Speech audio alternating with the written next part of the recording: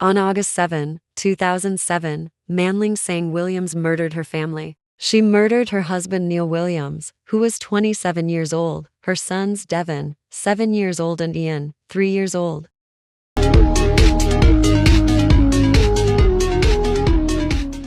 Manling was born in the year 1979. She was almost aborted by her parents. She was an unwanted child and grew up in a childhood where her family didn't want her. She was also repeatedly abused verbally and physically.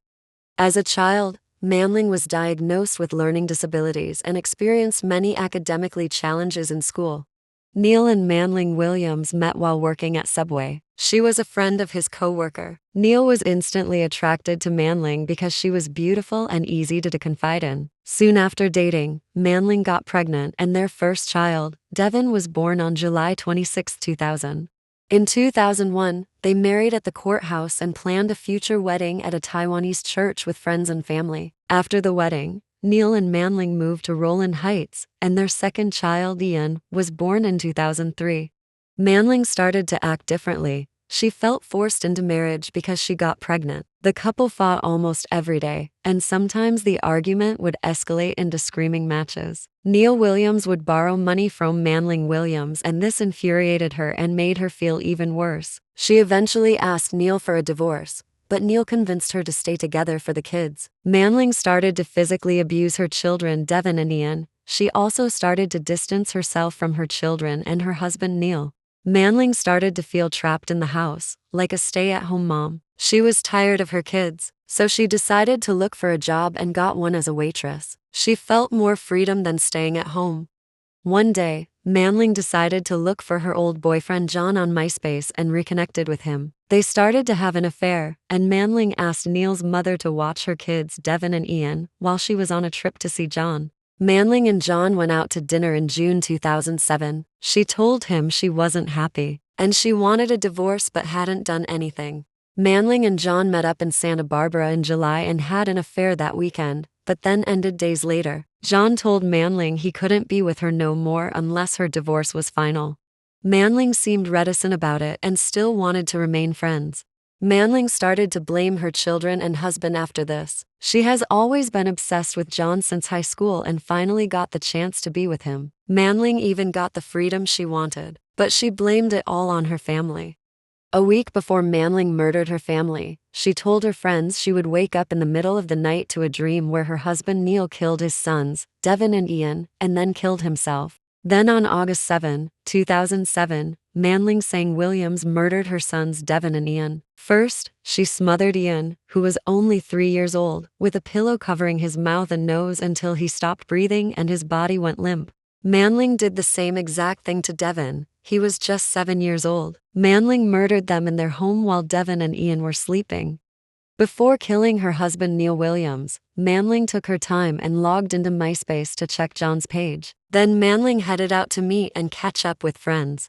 Upon returning home, Manling Williams then dedicated herself to killing her husband Neil Williams. How she killed Neil was brutal and his body was damaged. Manling wore gloves and stared at Neil's samurai sword collection, and she picked the sharpest and most heaviest sword. She then slashed her husband Neil Williams 97 times. Neil tried to escape and defend himself. His body was brutally chopped up. His body was found at the top of the staircase. After brutally murdering Neil Williams, Manling took off her clothes that had blood all over them. She took a shower and put on some boxer shorts and a t-shirt. She bags up the bloody clothes and puts it in her car. Manling has a quick chat with her neighbor and drives to a place to throw away her bloody clothes. She drives back home and calls the police after murdering her husband and 2 sons. She informed the police that she had came after buying groceries and found her husband and 2 sons dead inside their home. Manling ran from the house screaming that her husband was injured. When police arrived, they found 27-year-old Neil Williams stabbed to death and found Devin and Ian dead. Manling was dramatically crying without any tears showing and asked the policeman if her husband and 2 sons are okay.